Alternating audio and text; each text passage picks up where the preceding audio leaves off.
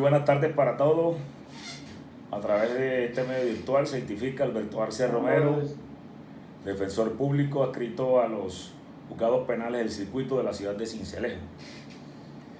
Como el señor coordinador de gestión lo anunció, en el día de hoy vamos a hacer un desarrollo a grosso modo de lo que es el juicio oral dentro del sistema penal acusatorio y por último abordaremos el tema de la incorporación de documentos a través de un testigo y de manera directa, de acuerdo lo establece la jurisprudencia de la Corte Suprema de Justicia. Ya puntualmente vamos a ir haciendo referencia a cada uno de las sentencias de la Corte Suprema de Justicia sobre estos temas de manera diferente. Entonces empezamos con el inicio del juicio oral. Sabemos que el inicio del juicio oral arranca con lo que es la presentación del escrito de acusación. Sabemos pues que es un acto complejo porque ese acto complejo involucra lo que es el escrito de acusación y la lectura o la verbalización del escrito de acusación. Dentro de ese escrito de acusación debemos tener o hacer unas precisiones en concreto, porque la Fiscalía General de la Nación ha venido de manera inveterada cometiendo errores en la presentación del escrito de acusación, como son no determinar claramente los hechos jurídicamente relevantes y frente a ello tenemos que tener nosotros una precisión concreta para poder ejercer el derecho de defensa técnica y con fundamento en ello saber cuál es el tema de la prueba que está abordando la Fiscalía General de la Nación para nosotros poder dentro del juicio oral o dentro de la audiencia preparatoria tener las pruebas de refutación y al final del juicio ejercer la controversia pertinente con esas evidencias que fueron descubiertas por la Fiscalía en el escrito de acusación. Posteriormente pues al escrito de acusación tenemos pues la audiencia preparatoria. Esa audiencia preparatoria, que es la audiencia de mayor trascendencia e importancia dentro del proceso penal, ya que allí se inicia el descubrimiento por parte de la defensa y la petición probatoria por cada una de las partes. Es obligación para la defensa descubrir los elementos materiales probatorios que tenga a su mano en el evento que los tenga. Ahí puntualizamos que los testimonios no se descubren. Si vamos a hacer solicitud de testimonio, los testimonios no se descubren, sino aquellas evidencias que aquellos elementos que puedan ser objeto de descubrimiento, como pruebas documentales y pruebas periciales. La Fiscalía en su intervención pues debe también en la audiencia preparatoria, al igual que la defensa, determinar la conducencia, pertinencia, utilidad de cada una de las pruebas que solicita dentro del desarrollo de la audiencia preparatoria. Y es ahí donde nosotros como defensores debemos estar atentos frente a lo que es el descubrimiento de la prueba documental. Frente a la petición de la prueba documental por parte de la defensa. La prueba documental debe incorporarse al juicio oral a través del testigo de acreditación o puede también incorporarse de manera directa por parte del fiscal en el evento que éste haya pedido la prueba o por parte del defensor en el evento que haya pedido la prueba. Más adelantico vamos a puntualizar cuáles son las pruebas que de manera directa se pueden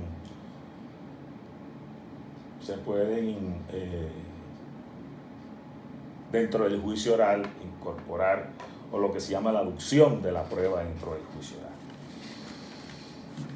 Entonces, en esa audiencia preparatoria son tres aspectos los que se tocan: la conducencia, la pertinencia y la utilidad. Sabemos que pues, la conducencia de la prueba está determinada en el medio probatorio que se vaya a utilizar con relación al tema de la prueba. El tema de la prueba, reitero, debe estar claro y detallado en la acusación, es que por eso debemos estar nosotros atentos a esos hechos jurídicamente relevantes que se relacionan con el tema de la prueba. La pertinencia de la prueba, pues, es la relación con el objeto de la investigación, lo que aporta al debate, lo que resulta apta y apropiada para demostrar el tópico de interés en el trámite. Dentro de esa pertinencia de la prueba se dilucidan dos aspectos importantes, como es la trascendencia del hecho y el medio de prueba que se va a utilizar frente a la trascendencia del hecho, que es la justificación de la pertinencia que debe hacer cada una de las partes. Y la utilidad que representa, que ello se refiere al aporte concreto que debe presentar la prueba.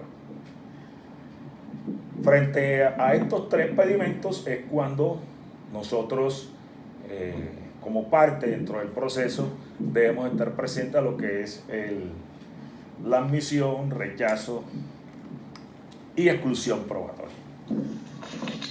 Sabemos entonces que el rechazo de la prueba es la falta de descubrimiento por parte del descubrimiento de las pruebas. Eso es lo que es el rechazo. Sanción por falta de descubrimiento de las pruebas, los cuales cuando han transcurrido 3 días, según el artículo 346 del Código de Procedimiento Penal, no se descubren. Efectivamente, en la sentencia SP 154 de 2017, radicado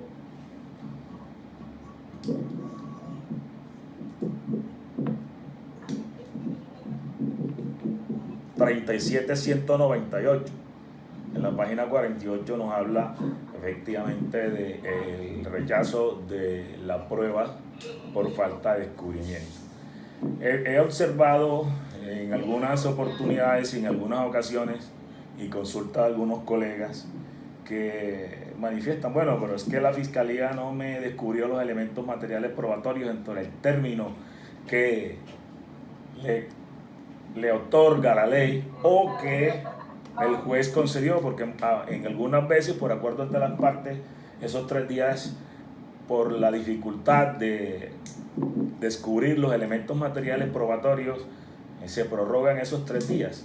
Entonces, la parte a quien se le va a descubrir la prueba es la que tiene que estar atenta a ese descubrimiento. Es decir, debe acudir ante el órgano de persecución penal, en este caso la defensa, y si no le hacen efectivo ese descubrimiento, pues solicitar que se haga una certificación donde conste que el defensor estuvo en la Secretaría de la Fiscalía para que le entregaran los elementos materiales probatorios, para que le dieran en traslado los elementos materiales probatorios, y sin embargo esto no se hicieron. Algunas veces damos los correos y dentro de esos 3 días a veces la Fiscalía no envía los elementos y las evidencias. Entonces ahí sí debemos estar atentos para pedir dentro de la audiencia preparatoria el rechazo de esas evidencias por falta de descubrimiento. Ya sabemos entonces que la exclusión probatoria se da por 2 causas, por ilícita o por la ilegalidad. Doctor, una pregunta. Sí, pero esperemos que, miren, yo les sugiero muy respetuosamente a todos terminar la exposición, y cuando termine la exposición, pues con el ciclo de preguntas, porque quizás no sé si pueda alcanzar a terminar el día de hoy. Entonces déjenme, yo termino y al final resolvemos las preguntas, ¿les parece? No sé, el moderador qué dice, o que diga él.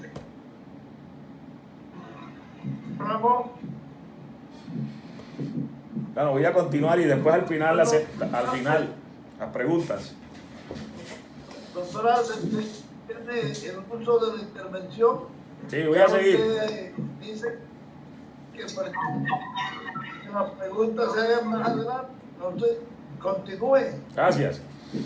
Entonces, vamos en el segundo presupuesto de lo que es la oposición probatoria por parte de quienes intervienen en la audiencia preparatoria. Vimos primero el rechazo, segundo la exclusión probatoria, que es por ilicitud o por ilegalidad. La ilicitud hace referencia a que esta agrede derechos constitucionales, artículo 23 de la Constitución Política de Colombia, y la ilegalidad cuando se transgreden derechos de orden procesal.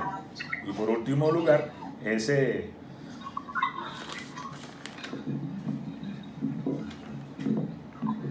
la inadmisión, que es donde nosotros debemos estar atentos frente a la solicitud de la prueba testimonial y la prueba documental. Allí en la prueba documental, acuérdense mis queridos colegas, en la prueba documental, como son algunos actos que recauda la Fiscalía en el transcurso de la investigación, deben ser incorporados por el testigo de acreditación. Testigo de acreditación, el cual nosotros tuvimos la oportunidad en el traslado que nos hizo la Fiscalía, estamos hablando de parte de la defensa, tenemos la oportunidad de la defensa de indagar sobre las condiciones, cualidades de ese testigo de acreditación.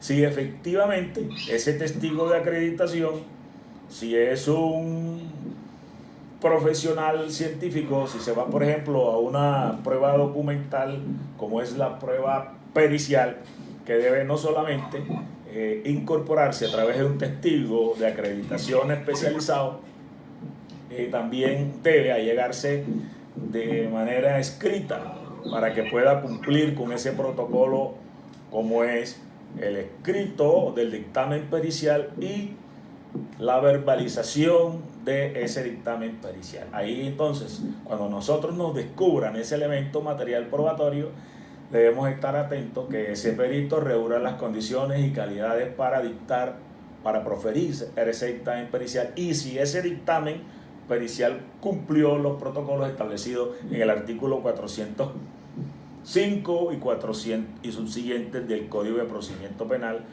cuando hablemos de prueba pericial. Hay muchas pruebas documentales en el desarrollo de la investigación de acuerdo al delito que se esté investigando, y es un delito de concierto para delinquir. Cuáles son las pruebas documentales que se van a anexar, como reconocimientos fotográficos, como actividades incautación de armas. En la delitos de porte ilegal de armas, el documento del SINAR, que puede ser incorporado a través del testigo de acreditación o de manera directa por parte del fiscal, en el evento que sea el fiscal que está solicitando esta evidencia, o en los delitos de carácter sexual, pruebas documentales. Allí pues las pruebas documentales allí generalmente en los delitos de carácter sexual la única prueba son las pruebas periciales.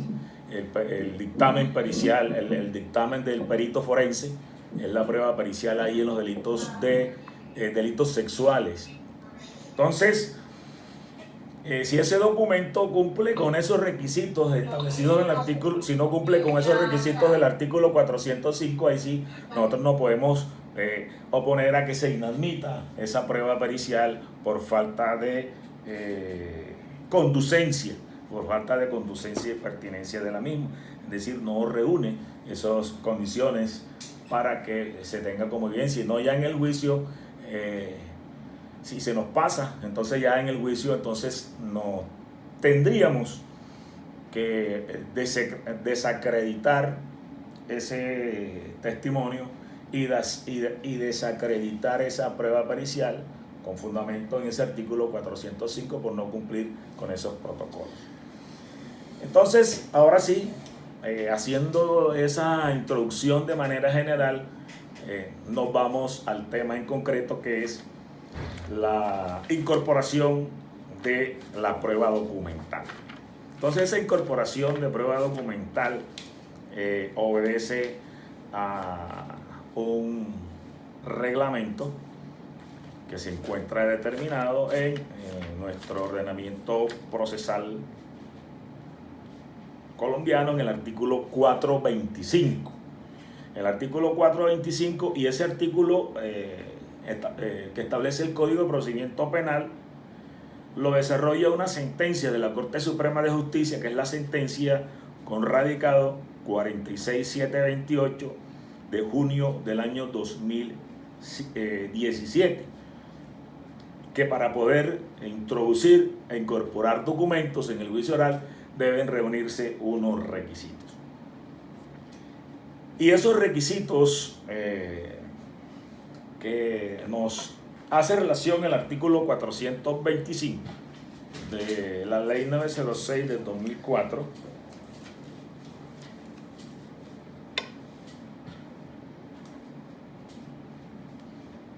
nos habla de los documentos auténticos. Artículo 425 y subsiguientes, como son el documento auténtico, métodos de autenticación e identificación del documento, documentos procedentes del extranjero y presentación de documentos. El artículo 429 del Código de Procedimiento Penal nos dice que el documento podrá presentarse en original o en copia autenticada cuando lo primero no fuese posible o causar grave perjuicio a su poseedor. El documento podrá ser ingresado por uno de los investigadores que participaron en el caso o por el investigador que recolectó o recibió el elemento material probatorio. Este artículo 429 en el inciso segundo fue objeto de revisión por parte de la Corte Suprema de Justicia en sentencia de casación sobre lo que es la incorporación de documentos.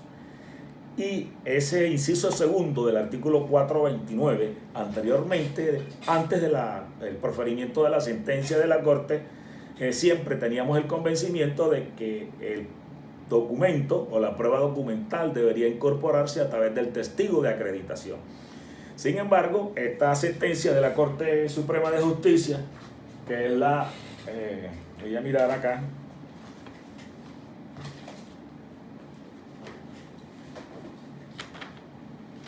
que es la 46278, 46278 del año 2007, y la casación, sí, 46278 del año 2007, magistrado ponente Luis Antonio Hernández Barbosa, nos dice que pues de acuerdo a la expresión que está ahí, el documento, reitero, podrá ser ingresado por uno de los investigadores que participaron en el caso. El documento podrá ser ingresado. Es decir, es una palabra que fue la que se estableció como objeto de controversia en la Corte. Incluso esa sentencia tiene un voto de aclaración por parte de uno de los magistrados y tiene un salvamento de votos igualmente por parte de uno de los magistrados, pero ese salvamento de votos hace referencia a ese en cuanto al quantum punitivo que se expresó en esa sentencia, y la aclaración de votos sí tiene que hacer, sí hace referencia a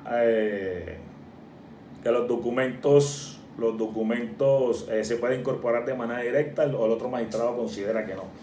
Pero miren, entonces yo sí, es lo que yo quiero hacer referencia a que debe tenerse en cuenta para la incorporación del documento dentro del juicio oral. En primer lugar, debe establecerse que el testigo tiene conocimiento personal y directo de esa evidencia. Eso está determinado en el artículo 402 de la ley 906 de 2004, que le permita declarar que el documento es lo que la parte aduce según su teoría del caso.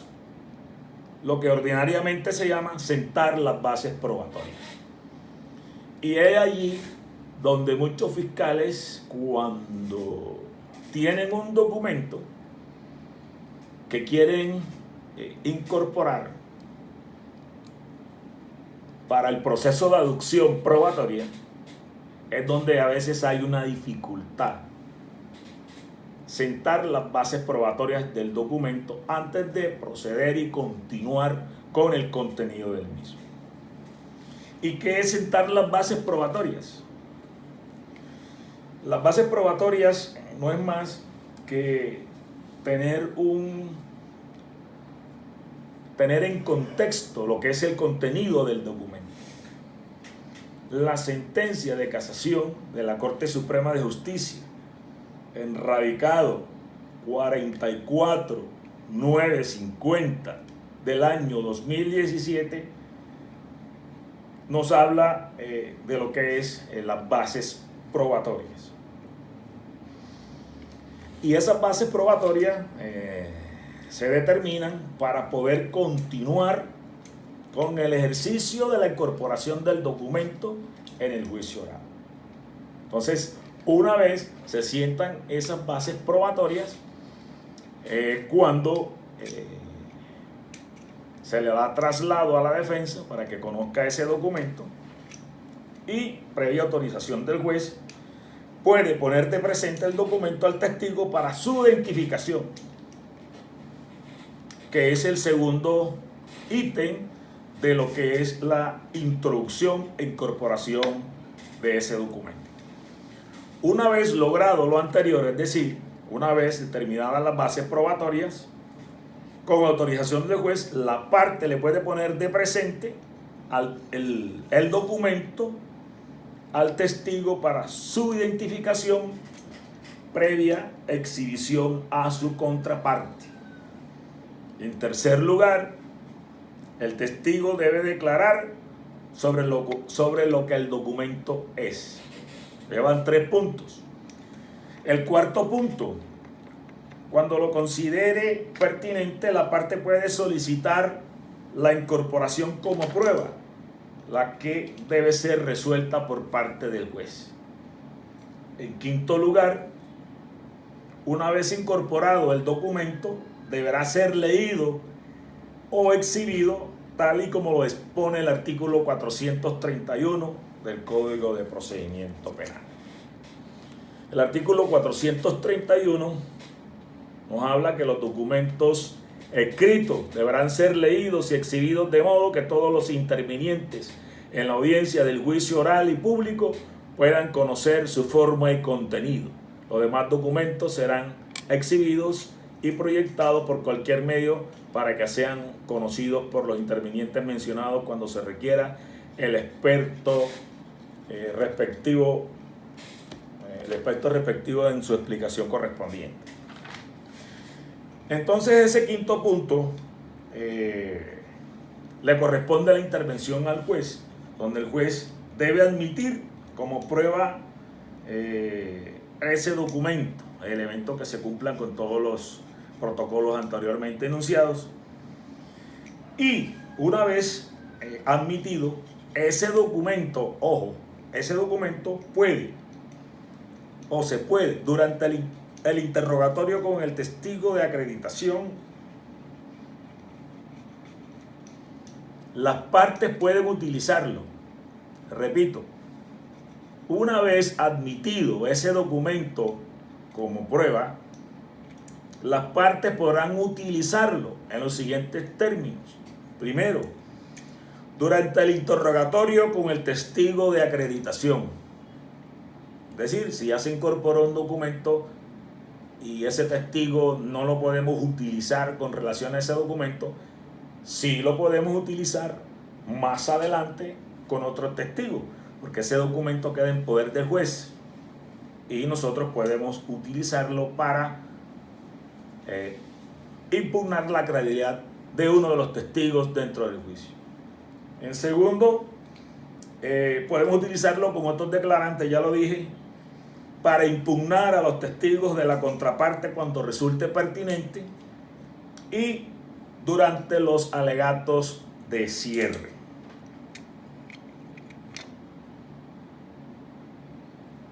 Entonces, esos son los pasos que se deben dar por las partes para lo que es la introducción e incorporación de documentos. La repito de manera rápida: sentar las bases probatorias. Una vez, en primer lugar, una vez logrado lo anterior y previa autorización del juez, la parte puede poner de presente el documento al testigo para su identificación, previa exhibición a la contraparte. En segundo lugar, el testigo debe declarar sobre lo que el documento es. En cuarto lugar, cuando lo considere pertinente, puede solicitar la incorporación de la prueba. En quinto lugar, una vez incorporado el documento, deberá ser leído y exhibido, que muchos jueces no hacen. Simplemente los jueces dicen se tiene como prueba el documento solicitado por la parte y no se lee, no se hace lectura a lo que nosotros queremos frente a lo que es la importancia de esa prueba documental. Ahora, eso es la actividad normal dentro del desarrollo de la introducción e incorporación del documento. Pero ¿qué pasa entonces cuando el testigo se le olvida lo que está dentro del documento? Frente a ello, entonces, hay que hacer esa manifestación que el testigo no recuerda, lo que se encuentra en ese documento y me devuelvo nuevamente a lo que se llama sentar bases probatorias. Bueno, ya pasamos lo que es la parte relacionada con la introducción e incorporación de documentos en el juicio. Ahora viene, eso es cuando no ha habido ningún inconveniente en la rememorización del testigo para la incorporación de la prueba documental. La segunda parte de esta incorporación, introducción de documentos, es cuando el testigo no recuerda. Entonces, cuando el testigo no recuerda, igualmente hay que sentar las bases probatorias. Y generalmente lo que hace el fiscal frente a lo que es sentar las bases probatorias, le dice al testigo: ¿usted conoce ese documento? Sí, yo conozco ese documento, contesta el testigo. ¿De qué se trata ese documento? No recuerdo de qué se trata ese documento. Generalmente contesta. ¿Cuándo lo firmó? Tampoco sabe ni cuándo ni fecha, cuándo lo suscribió. Entonces enseguida el fiscal le da traslado al defensor y dice: bueno, ya se sentaron las bases probatorias, señor juez, le entrego al testigo el documento para que lo lea. Entonces el testigo se queda con el documento en su poder y entonces después no lo devuelve. El defensor debe estar atento en el juicio oral cuando hay esta particularidad, cuando el testigo no recuerda lo que ha expresado o manifestado a través de un documento. El testigo se le pone de presente ese documento para que lo lea mentalmente, y una vez lo ha leído, el defensor debe solicitarle, porque generalmente se permite que el testigo se quede con ese documento, al juez: señor juez, ese documento debe regresar a las manos del fiscal para que se proceda a realizar el interrogatorio, y no esperar que el testigo haga la lectura de esa prueba documental, que muchas veces lo veo a veces en los juicios. Muchas veces lo veo en los juicios que el testigo comienza a leer el documento que él suscribió. Entonces, frente a ese tema de las bases probatorias, reitero la sentencia 44950 de la Corte Suprema de Justicia, Sala Penal 606, habla en primer lugar sobre debe sentarse las bases probatorias cuando el testigo no recuerda. 2. Fundamentar la existencia de una declaración previa en la que el testigo recuerda ese hecho. En segundo lugar. En tercer lugar, fundamentar la existencia de una declaración previa en la que el testigo recuerda el hecho. En tercer lugar, fundamentar la utilidad de la declaración previa para refrescar memoria sobre ese hecho. Acuérdense que los documentos son para refrescar memoria. Los informes, son solamente para refrescar memoria e impugnar credibilidad. El documento que se va a tener como evidencia deben cumplirse todos estos requisitos a través de vía jurisprudencial para que se pueda aceptar ese documento cuando el testigo no recuerda el contenido de ese documento. Vamos en cuarto lugar, que es la exhibición y reconocimiento de la declaración previa por parte del testigo. En quinto lugar, que el testigo lea para sí la declaración previa, que el testigo lea para sí la declaración previa por parte del testigo. Es decir, la lectura de ese documento debe hacerlo de manera mental, y una vez realizada esa lectura de manera mental, debe devolverse ese documento a la parte que está haciendo ejercicio del interrogatorio. No permitirle al testigo la lectura tal y como está dentro del documento, porque eso es una falta de lealtad por parte de de la contraparte.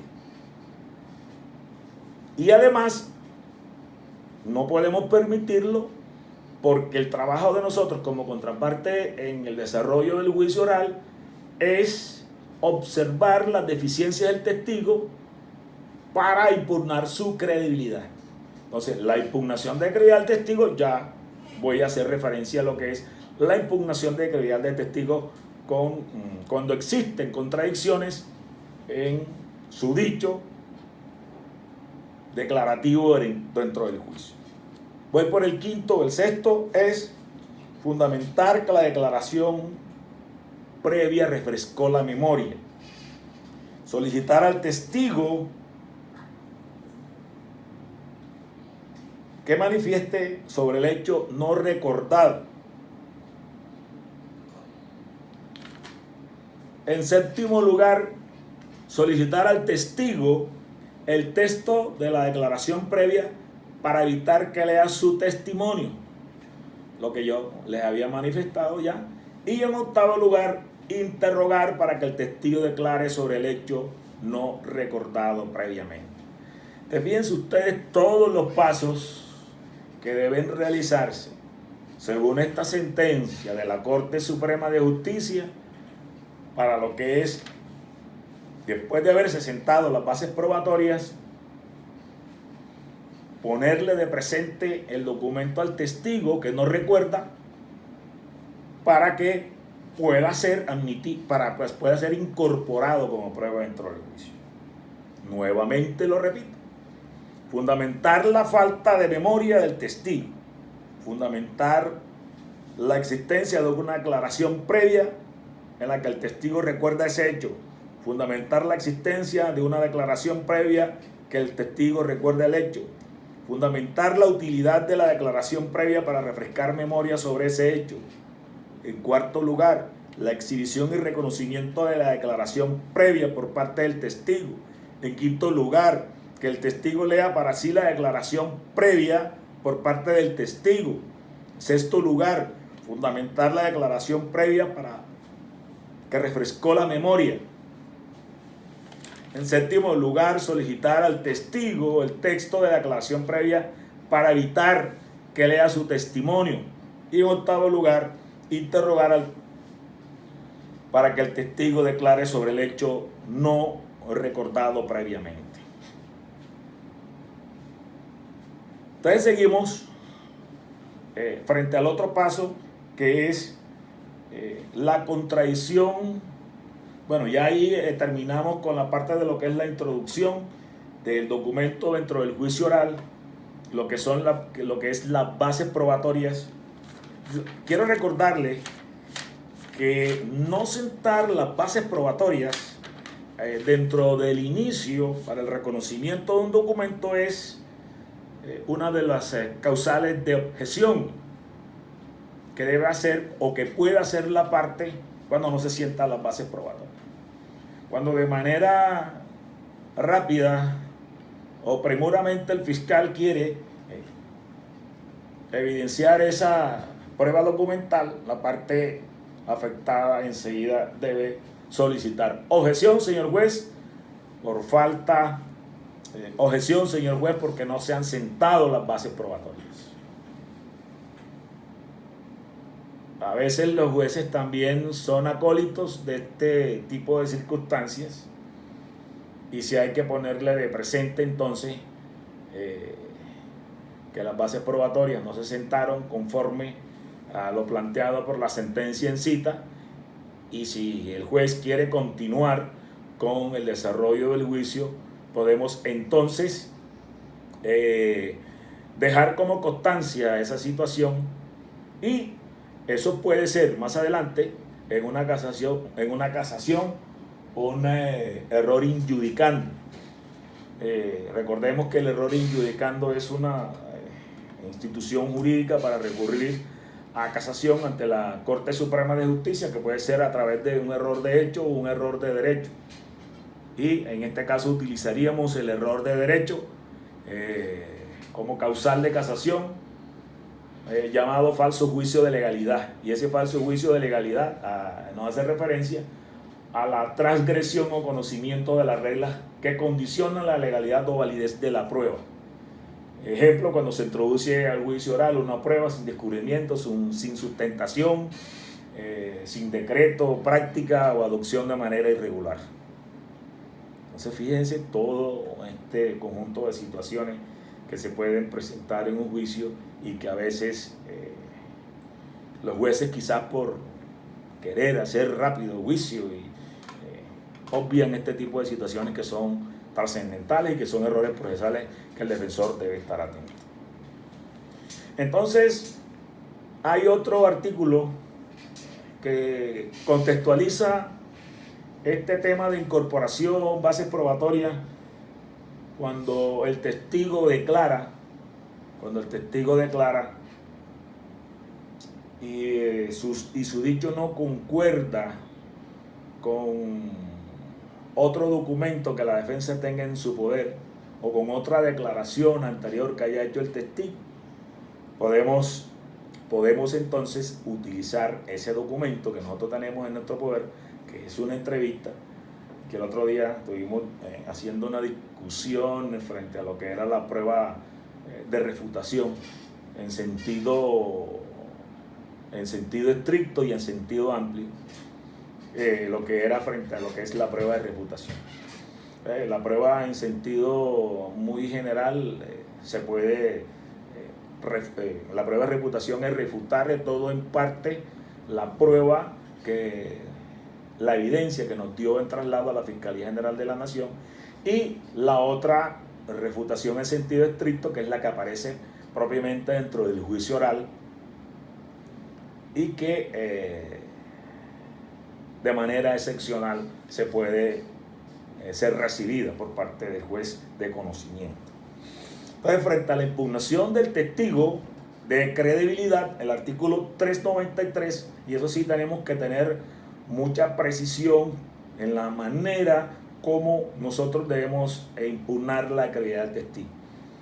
Estoy ya un poco apartándome de lo que es la incorporación e introducción de la evidencia documental a través del testigo de acreditación. Ya hablamos de las bases probatorias cuando el testigo no recuerda para poderse incorporar ese documento. Pero ahora quiero referirme en una parte de lo que es la impugnación de la credibilidad del testigo. El artículo 393 del Código de Procedimiento Penal, ya lo voy a ubicar.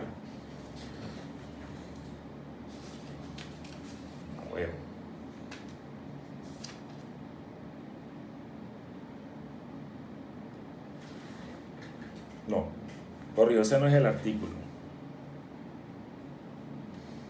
403.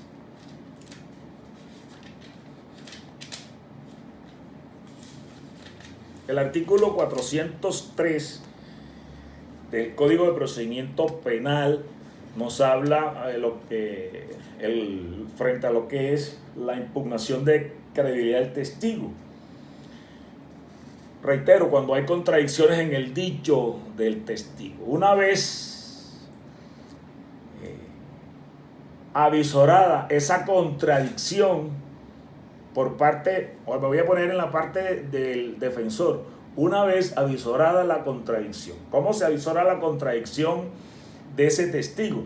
Cuando el testigo ha hecho una manifestación en un documento y en otra entrevista, un ejemplo que yo tenga, dice todo lo contrario.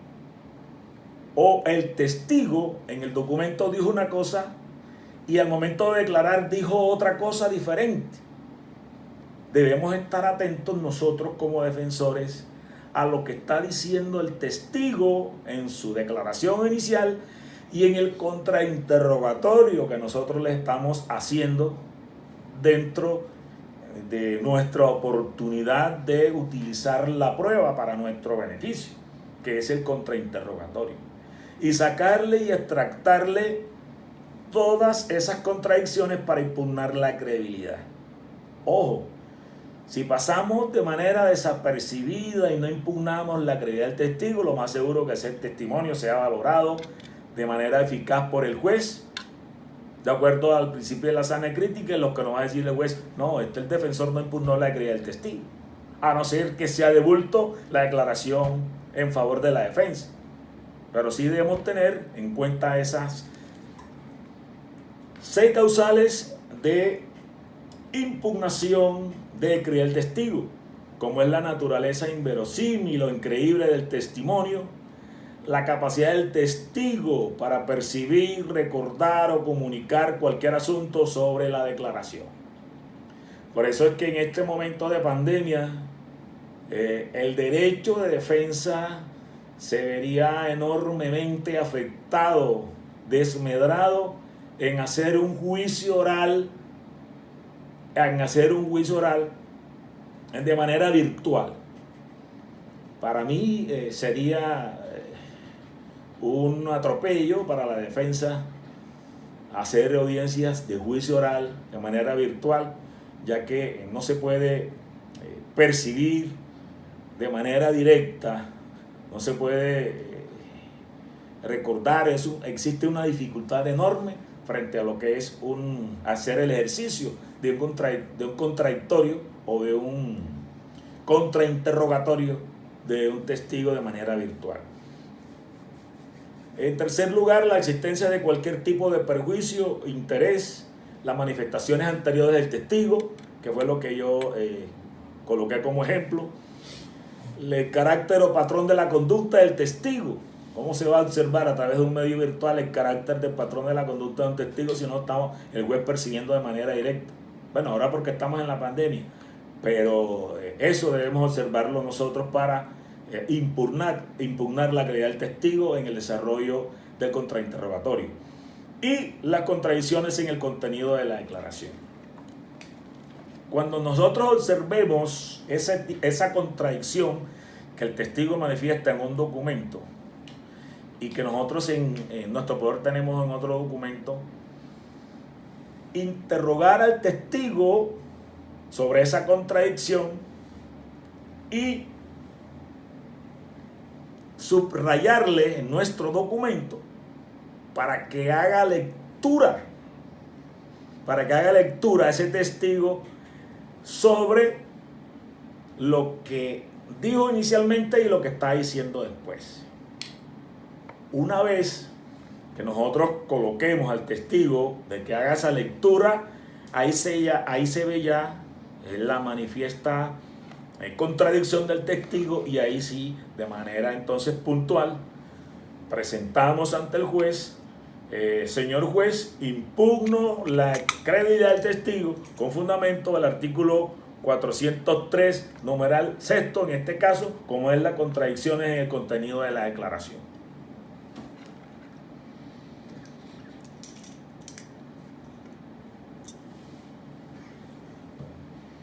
Y de hecho el artículo 347 del Código de Procedimiento Penal, que nos habla sobre procedimiento para exposiciones para el interrogatorio, nos dice: las partes pueden aducir al proceso declaraciones juradas de cualquiera de los testigos, y para hacerlas valer en el juicio como impugnación deberán ser leídas durante el contrainterrogatorio.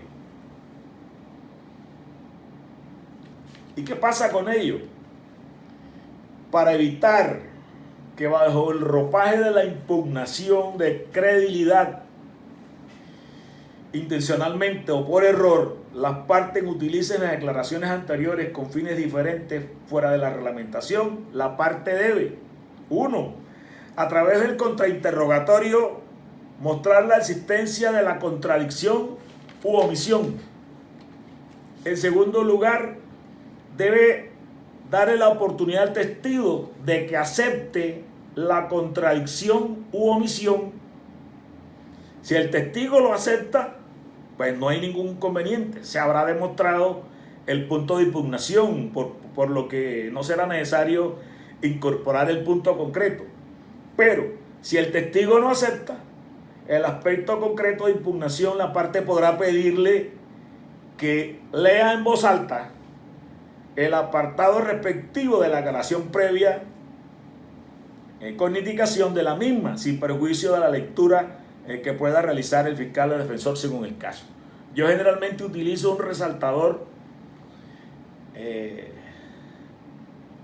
debemos, pues, como herramienta de trabajo, tenerla siempre ahí en nuestro maletín, un resaltador, y subrayar y entregarle al testigo.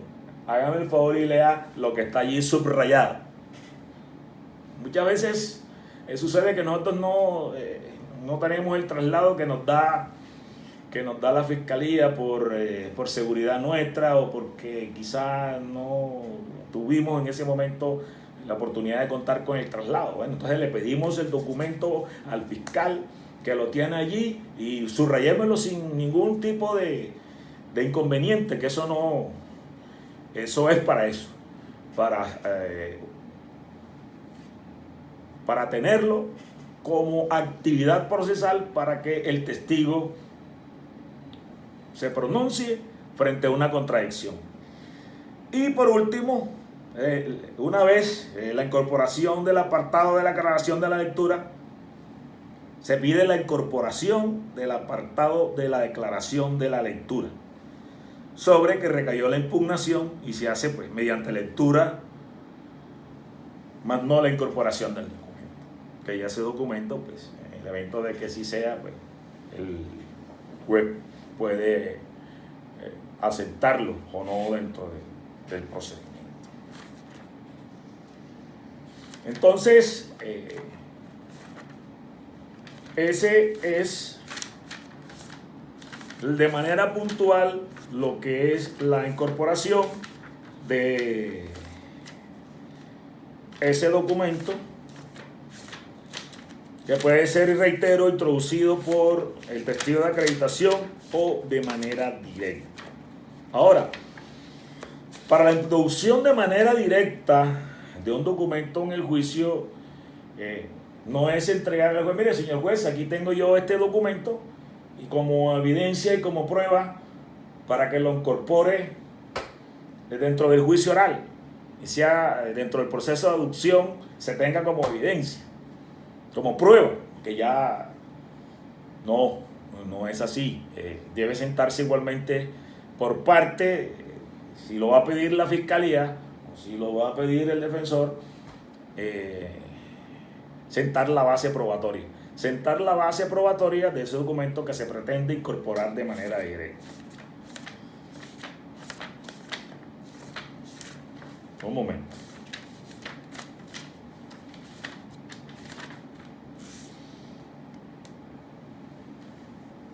Y no todo documento puede incorporarse de manera directa. Ya al momento de mi intervención lo había manifestado. La sentencia 46-278 del año 2017 de la Sala Penal 7732 del magistrado Luis Antonio Hernández Barbosa, pues allí se llevó a casación un caso sobre una prueba documental, sobre una certificación que pide la Brigada de Infantería de Marina y que el fiscal le introdujo de manera directa. Entonces la Corte allí se pronuncia en que efectivamente se pueden incorporar de manera directa documentos, pero esa introducción de documentos de manera directa por parte ya sea del fiscal o la defensa deben sentarse inicialmente en las bases probatorias, hacer la lectura del documento y solicitar su incorporación. Pero frente a ese tópico de la incorporación del documento de manera directa, solamente se pueden realizar las que se encuentran contempladas dentro del artículo 425 del Código de Procedimiento Penal colombiano, como son los documentos auténticos, es decir, no todos los documentos. ¿Y cuáles son esos documentos auténticos? El artículo 425 nos dice: salvo prueba en contrario, se tendrá como auténtico el documento cuando se tiene conocimiento cierto sobre la persona que lo ha elaborado, manuscrito, mecanografiado, impreso, firmado o producto por otro procedimiento. También lo serán la moneda de curso legal, los sellos y efectos oficiales, los títulos valores, los documentos notariales o judicialmente reconocidos, los documentos o instrumentos públicos, aquellos provenientes del extranjero debidamente apostillados, los de origen privado sometidos al trámite de presentación personal o de simple autenticación, las copias de los certificados de registros públicos, las publicaciones oficiales, las publicaciones periódicas de prensa o revistas especializadas, las etiquetas comerciales y finalmente todo documento de aceptación general en la comunidad. Podríamos decir, no, cualquier documento de aceptación general. No. Allí, por ejemplo, sería un certificado de costumbre mercantil, que es un documento aceptado por la comunidad en general. Eso sería como un ejemplo de ese otro documento.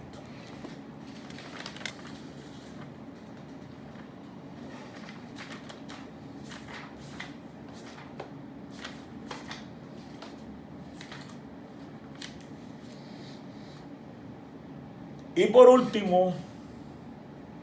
último, mis queridos colegas, quisiera hacer un pequeño paréntesis sobre una prueba documental en particular, que es la solicitud de prueba pericial, que es una prueba documental. Me devuelvo ahora sí a la audiencia preparatoria porque ya estuvimos en el juicio, ahora nos vamos a regresar para el tema de la prueba pericial. ¿Cómo se debe pedir la prueba pericial?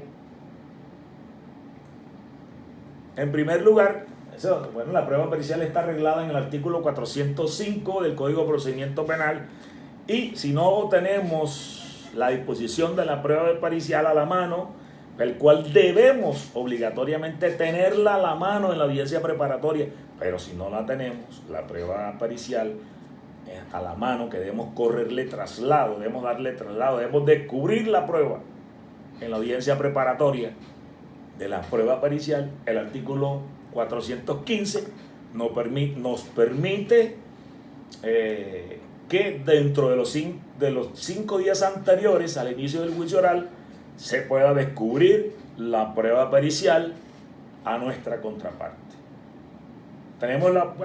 Llegó la audiencia preparatoria, no tenemos la prueba pericial a la mano, se pasa el tiempo, buscamos al fiscal, buscamos a la secretaria para entregarle el traslado del descubrimiento que nos corresponde entregar. No lo podemos hacer, no lo podemos ubicar. entreguémoslas en el centro de servicio para que nos quede como evidencia, porque aquí siempre la defensa es la parte más frágil dentro del proceso. Entreguémosla entonces en el centro de servicios judiciales para que ahí se anexe al proceso. Y cuando llegue el juicio, el fiscal o nuestra contraparte diga, no tengo traslado de la evidencia. Señora, aquí está la constancia, que fue entregada en el centro de servicios judiciales o en el juzgado directamente. Entonces, el fundamento para la solicitud de esa prueba pericial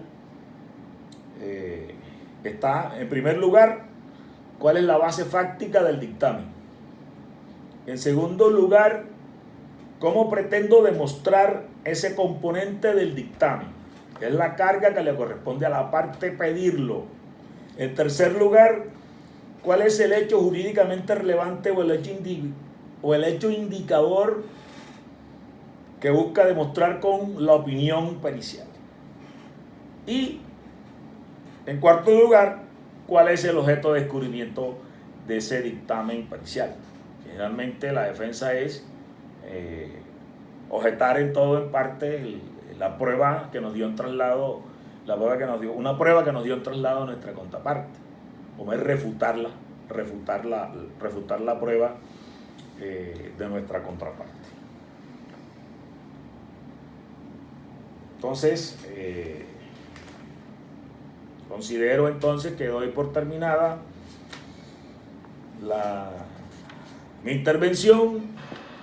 Les agradezco a todos por haber escuchado atentamente mi intervención y al doctor Ramón por haberme hecho la invitación para la exposición de este tema.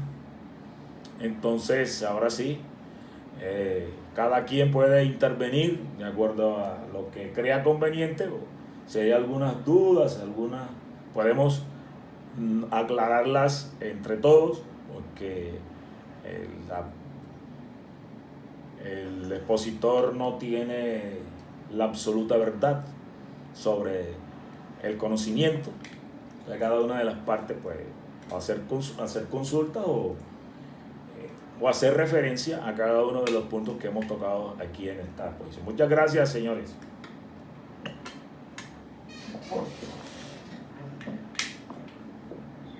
Por favor, los que deseen intervenir, hacerle preguntas al doctor Arce, solicitarle algo sobre el tema, sobre la exposición, a través del doctor Ramón, que modere el momento de los que deseen hacer preguntas. Doctor Santís, Dígame.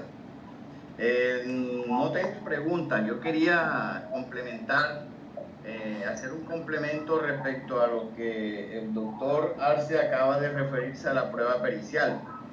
Y es que, sucintamente, porque sé que los demás compañeros tienen también interés en participar, y es que sucintamente la parte que se encuentra interesada en la práctica de la prueba pericial dentro de la audiencia del juicio oral debe demostrar cuál es el tema de prueba, y para eso adicionalmente también tiene unas obligaciones de acuerdo